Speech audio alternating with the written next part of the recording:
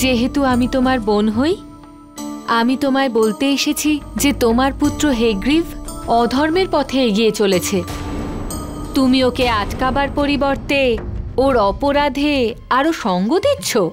এটা তুমি ঠিক করছো না দানু। অদিতি, কোনটা ঠিক আর কোনটা ভুল সেটা জানার জন্য আমার তোমার কোনো প্রয়োজন নেই। আর তোমার এই ঠিক ভুল সেদিন কোথায় ছিল, যখন আমার পুত্রদের তাদের অধিকার থেকে বঞ্চিত করা হয়েছিল? আমরা দুজন একই পিতা দক্ষের দুই পুত্রী, আর দুজনেই একই স্বামী ঋষি কাশ্যপের দুই স্ত্রী। তাহলে তোমার পুত্ররা স্বর্গলোক আর আমার পুত্ররা পাতাল লোক কেন পেল অদিতি? কেন কেন ঘটলো আমার পুত্রদের সাথে এটা? কেন অদিতি? কারণ তোমার পুত্রদের কর্ম এতটাই নিচ্ছিল যে তারা কোনো লোকের অধিকারী হতে পারেনি। আর এর জন্য যদি কেউ দায়ী থাকে, সে হলো তুমি নিজে। কারণ তুমি তোমার পুত্রদের শিক্ষাই এমন দিয়েছ। কারণ তুমি তোমার পুত্রদের শিক্ষাই এমন দিয়েছ। কারণ তোমার পুত্রদের কর্ম এতটাই নিচ্ছিল যে তারা কোনো লোকের অধিকারী হতে পারেনি। আর এর জন্য যদি কেউ দায়ী থাকে, সে হলো তুমি নিজে।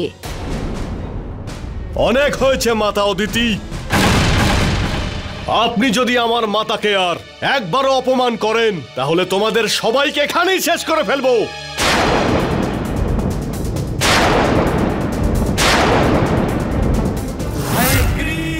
হেগ্রিভ! দেবরাজেন্দ্র, হেগ্রিভের দিকে আঙুল তুলে কথা বলবেন না। জীবনে যদি আরো কিছুদিন আপনি বাঁচতে চান, তাহলে চলে যান। নিজের মাতার ভ্রাতাদের নিয়ে এই সৃষ্টির এমন কোনো জায়গায় গিয়ে লুকিয়ে পড়ুন যেখানে হেগ্রিভের দৃষ্টি না পড়ে।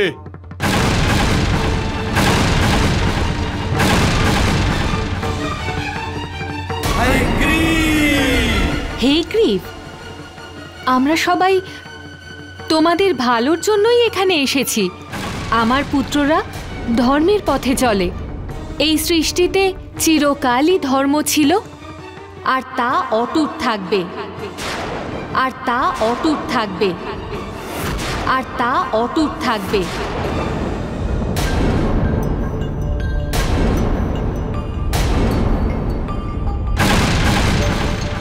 চলো তোমরা।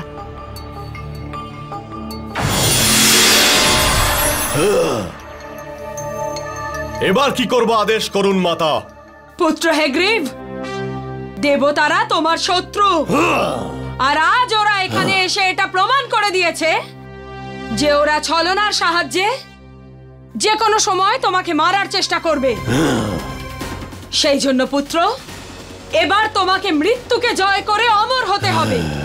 অমর হতে হবে, অমর। যথাজ্ঞা মাতা। আমি স্বয়ং ব্রহ্মদেবের তপস্যা করে ওনার কাছ থেকে অমরত্বের বরদান লাভ করব। না পুত্র, আজ অবধি যারাই ব্রহ্মদেবের কাছ থেকে অমরত্বের বরদান পেয়েছে, তাদের সবার বিনাশ ঘটেছে।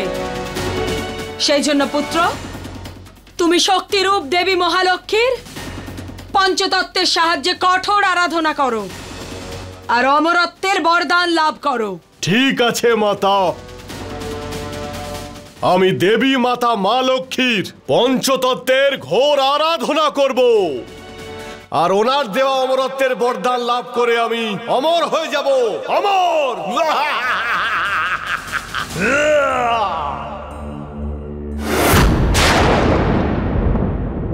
দানব মাতা দানু, যদি অমরতার বর উন্নতির জন্য প্রয়োগ করা হয়, তাহলে সৃষ্টির আরো বিকাশ হয়। কিন্তু যদি এই বরদানের অপপ্রয়োগ করা হয়, তবে সৃষ্টির বিনাশ হয়ে যায়। হে মাতা মহালক্ষ্মী, আমি আপনার পঞ্চতত্ত্বের সঙ্গে অখণ্ড আরাধনা করার সংকল্প নিচ্ছি।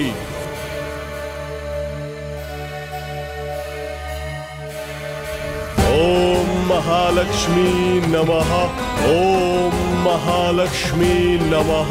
ओम महालक्ष्मी नमः। ओम महालक्ष्मी नमः।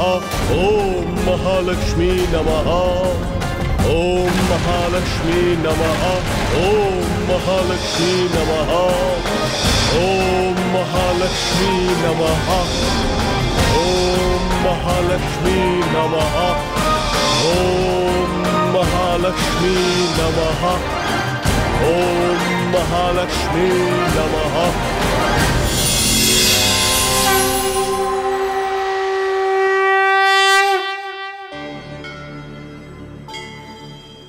পুত্র হেগ্রীব,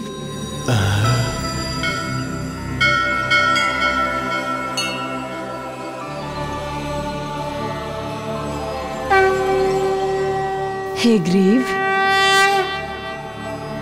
আমি তোমার আরাধনায় প্রসন্ন হয়েছি। বলো, কি বরদান চাও?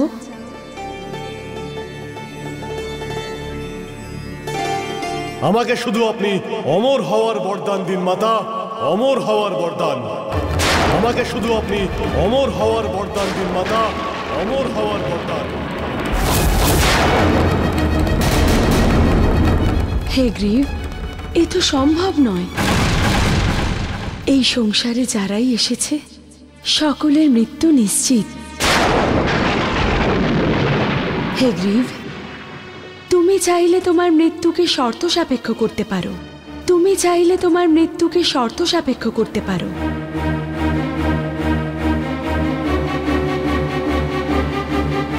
তো ঠিক আছে মাতা, আমাকে তাহলে এই বরদান দিন যে আমার মৃত্যু আমার মতো দেখতে কোনো প্রাণীর হাতে যেন হয়, যার মুখ আমার এই অশ্বের মুখের মতো হয়, যার মুখ আমার এই অশ্বের মুখের মতো হয়। তথাস্তু।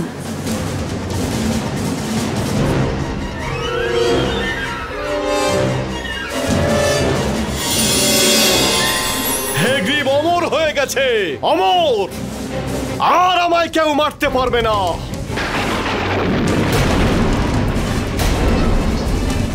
এই সৃষ্টিতে না আমার মতো কেউ আছে, আর না কেউ আমার মতো হবে, আর কেউ আমাকে মারতে পারবে না।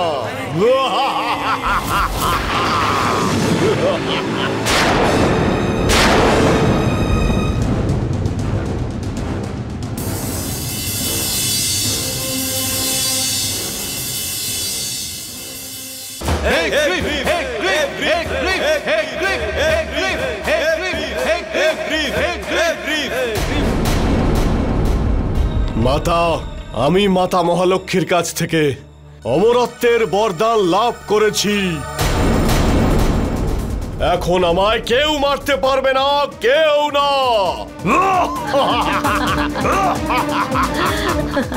এবার এই দানব সম্পূর্ণ সৃষ্টিকে তছনছ করে ফেলবে। চারিদিকে শুধু অন্যায় আর আতঙ্ক ছড়াবে।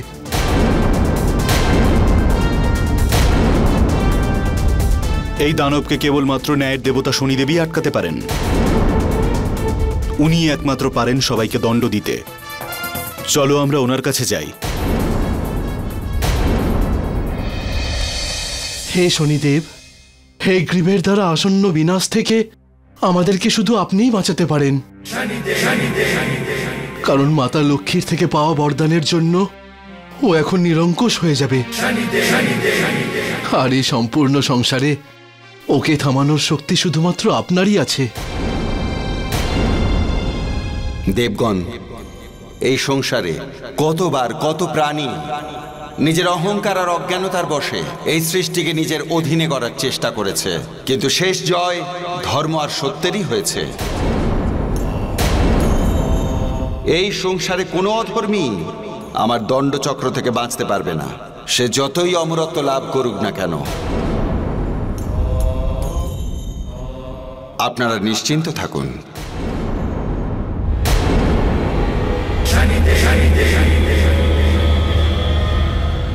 পুত্র, এবার তুমি এই সংসার থেকে সব জ্ঞানকে বিলুপ্ত করে দাও আর সবাইকে নিজের অধীন করে নাও। যতদিন এই সংসারে অজ্ঞানতার অন্ধকার থাকবে তোমার রাজত্ব চলবে। অজ্ঞানদের ওপর রাজত্ব করা খুবই সহজ কাজ। এরকমটাই হবে মাতা, এরকমটাই হবে।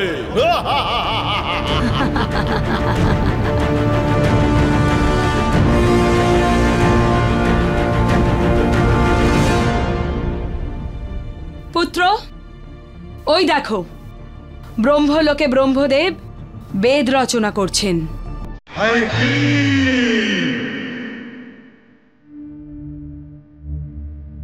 তিনটি বেদ রচনা করা হয়ে গেছে, আর চতুর্থ বেদ উনি রচনা করছেন।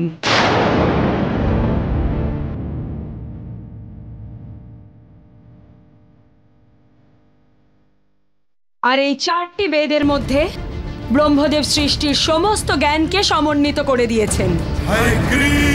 পুত্র হেগ্রিভ, যদি এই বেদ মানুষের কাছে পৌঁছে যায়, তাহলে মানুষ জ্ঞানের দ্বারা প্রত্যেক ক্ষেত্রে এত শক্তিশালী হয়ে যাবে যে তাকে সমাপ্ত করা অসম্ভব হয়ে যাবে। সেই জন্য পুত্র, সবার আগে তুমি এই চারটি বেদকে নষ্ট করে ফেলো। এই চারটি বেদ নষ্ট হয়ে গেলেই সমগ্র সৃষ্টিতে অজ্ঞানতার অন্ধকার ছড়িয়ে পড়বে। এই চারটি বেদ নষ্ট হয়ে গেলেই সমগ্র সৃষ্টিতে অজ্ঞানতার অন্ধকার ছড়িয়ে পড়বে। মাতা, আমি এক্ষুনি ব্রহ্মলোকে গিয়ে সমস্ত বেদ খণ্ডিত করে ফেলবো। যাও পুত্র, যাও। আমার আশীর্বাদ তোমার সাথে রইল।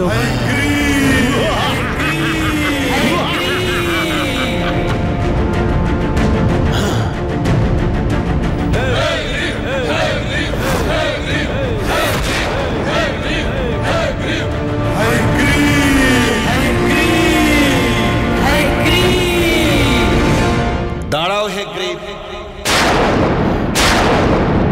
ন্যায়ের দেবতা শনিদেব, দণ্ডনায়ক শনিদেব, কেন আটকালেন হেগ্রিবের পথ? আমি তোমাকে সাবধান করতে এসেছি।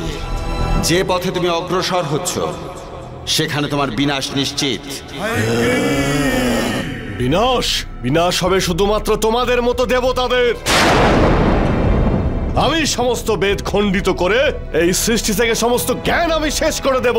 এটা তোমার ভুল ধারণা, কেননা জ্ঞান কখনোই সমাপ্ত হয় না। আর যে বর লাভ করে তোমার এত অহংকার, যদি সেই বরদানের শক্তিকে দানবদের উন্নতির জন্য ব্যবহার করো, তাহলে দানবদের কল্যাণ হয়। দানবদের উত্থান তো সেদিনই সম্ভব যেদিন আমি ত্রিলোককে একত্রিত করে একটাই লোক তৈরি করব, দানব লোক। আমায় কেউ থামাতে পারবে না শনিদেব, কেউ থামাতে পারবে না। এই সৃষ্টির সমস্ত প্রাণী আমাদের দাস হবে।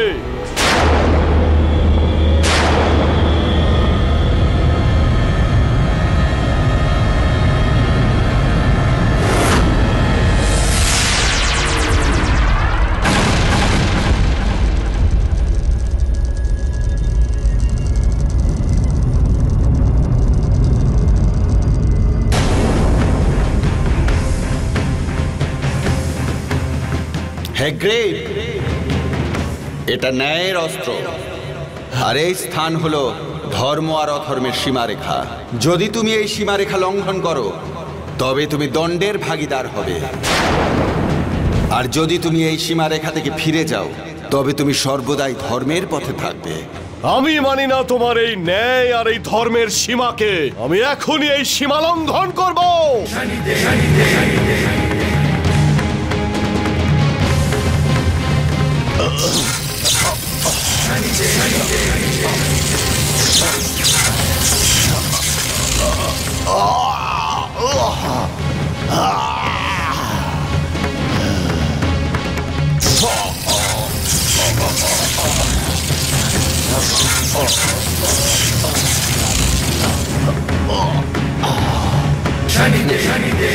হেগ্রিভ, এটা ন্যায়ের ত্রিশূল।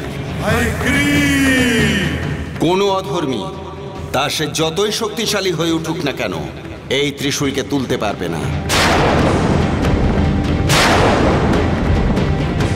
আজকেই আমি সমস্ত বেদ খণ্ডিত করে ফেলবো। আমায় কেউ থামাতে পারবে না শনিদেব, কেউ থামাতে পারবে না।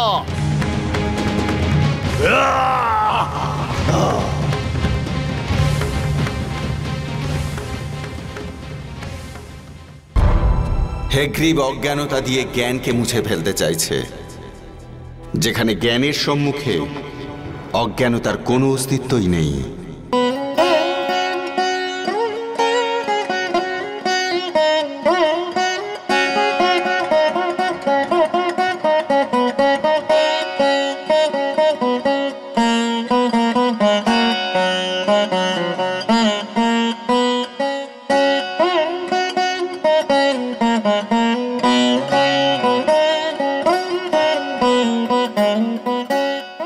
দেবী,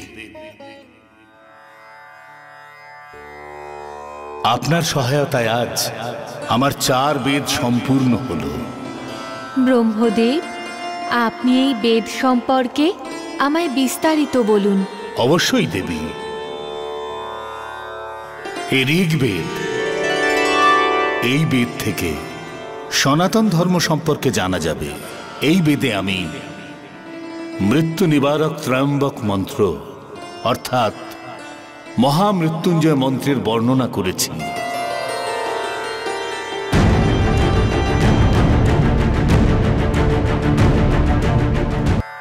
এটা সামবেদ। এই বেদ থেকে গীত সঙ্গীত সম্পর্কে জানা যাবে। দেবী, সংক্ষিপ্ত রূপে যদি বলি, এই বেদ জ্ঞানযোগ, কর্মযোগ আর ভক্তিযোগের ত্রিবেণী।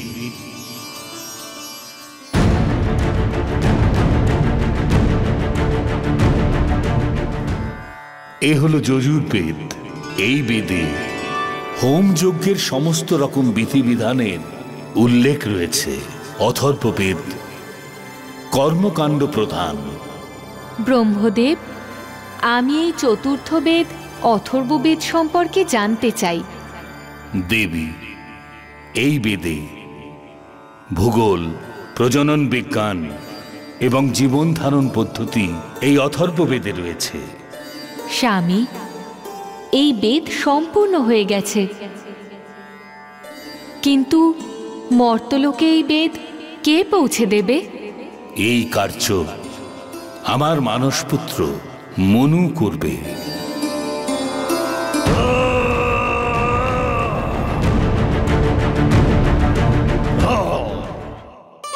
প্রণাম পিতাশ্রী।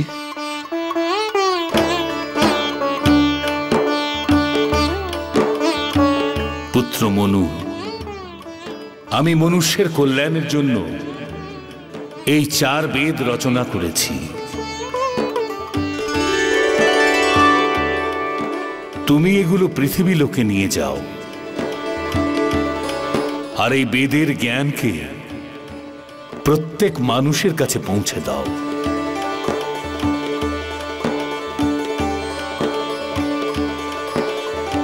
যথা আপনার আজ্ঞা পিতাশ্রী।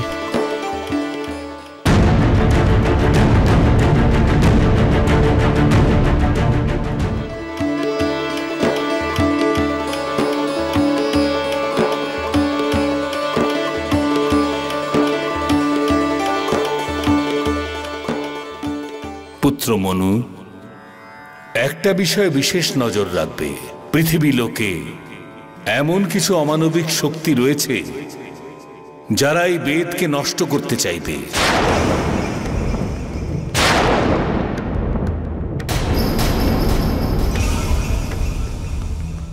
তাদের থেকে এগুলোকে রক্ষা করবে। আপনি নিশ্চিন্ত থাকুন ব্রহ্মপিতা, আমি নিজের জীবন বাজি রেখে এই চতুর্বেদের রক্ষা করব।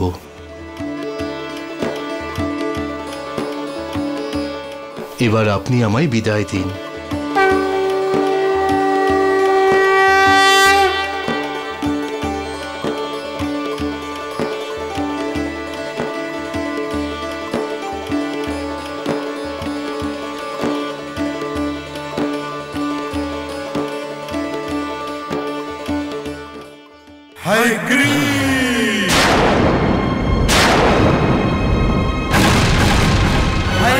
মনু, সব বেদ আমাকে দিয়ে দে।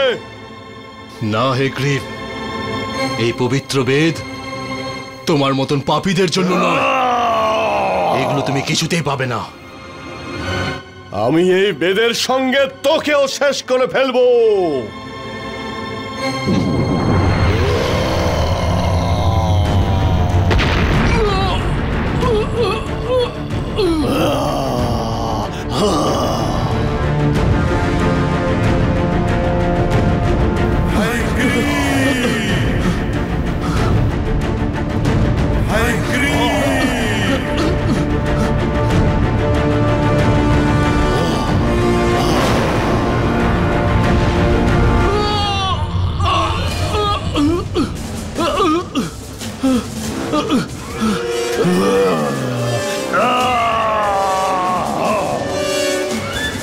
নারায়ণ নারায়ণ।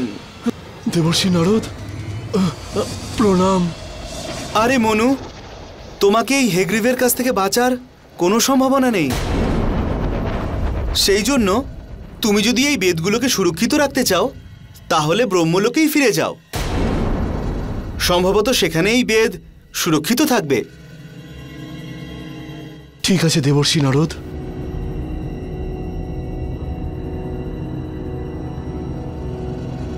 নারায়ণ নারায়ণ। রক্ষা করুন ব্রহ্মপিতা। কি হয়েছে পুত্র? ব্রহ্মদেব, ব্রহ্মদেব। হে গ্রীব, তুমি এখানে কি করতে এসেছো? ব্রহ্মদেব, আমি সমস্ত বেদগুলো নষ্ট করতে এসেছি, যেগুলো তুমি পৃথিবীতে জ্ঞান সঞ্চার করার জন্য লিখেছো। হে গ্রীব, তুমি শুধু দানবই রয়ে গেলে। এখনো সময় আছে, চলে যাও এখান থেকে। ব্রহ্মদেব, তুমি আমার কোনো ক্ষতি করতে পারবে না। আমি এই বেদগুলোকে নষ্ট করে ফেলবো। তুমি এমনিতে কথা শুনবে না। ব্রহ্মলোকের রক্ষকরা এই দুষ্টকে শেষ করে দাও।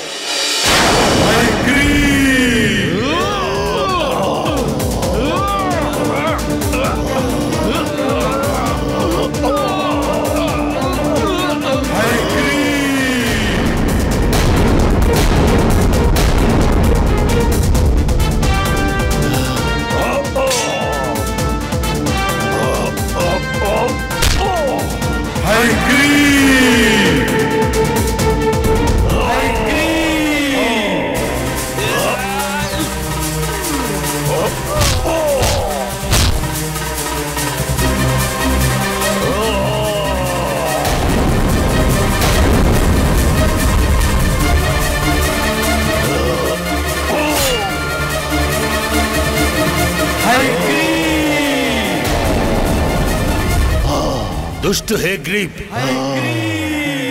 এবার তোমাকে বিনাশ করবার জন্য আমাকে ব্রহ্মাস্ত্রই প্রয়োগ করতে হবে। আমাকে ব্রহ্মাস্ত্রই প্রয়োগ করতে হবে।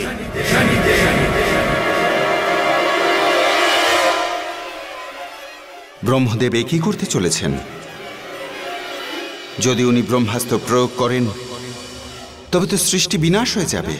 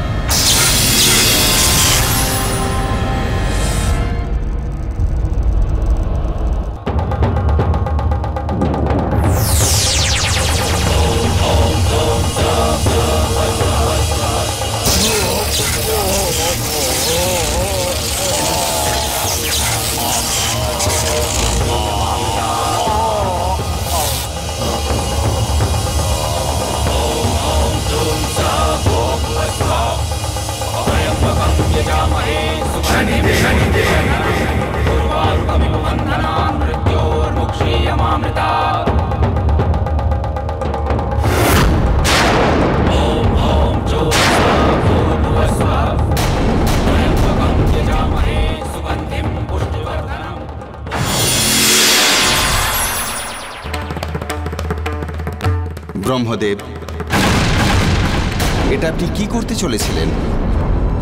যদি ওই ব্রহ্মাস্ত্র হেগ্রীবের ওপর প্রয়োগ করতেন তাহলে সমস্ত সৃষ্টির বিনাশ হয়ে যেত।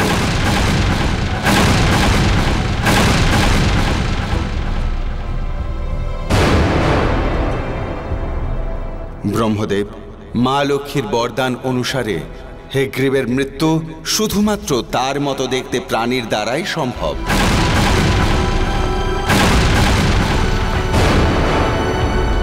কিন্তু শনিদেব, যদি আমি এই দুষ্টকে বিনাশ না করি তাহলে এই সৃষ্টির সমস্ত জ্ঞান এই বেদকে ও নষ্ট করে দেবে। ব্রহ্মদেব, আমি থাকতে এই বেদ কিছুতেই নষ্ট হতে দেব না। আমার দৃষ্টিশক্তিতে এটি সুরক্ষিত থাকবে।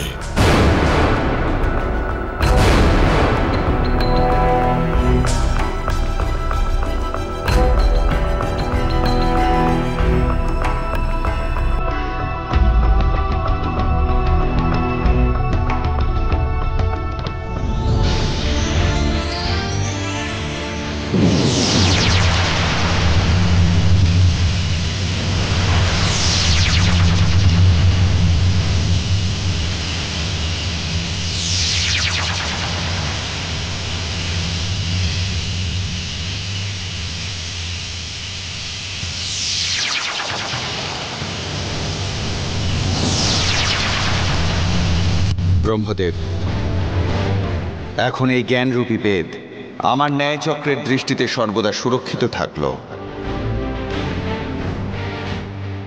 এখন এই সৃষ্টির কোনো প্রাণী একে বিনষ্ট করতে পারবে না। এটি সর্বদাই কোনো না কোনো রূপে এই সৃষ্টিতে থাকবে, কিন্তু এই সময় এই বেদকে এখানে রাখাই উচিত হবে। শনিদেব, এবার আমার কি করা উচিত? ব্রহ্মদেব, এখন আমাদের সঠিক সময়ের প্রতীক্ষা করতে হবে।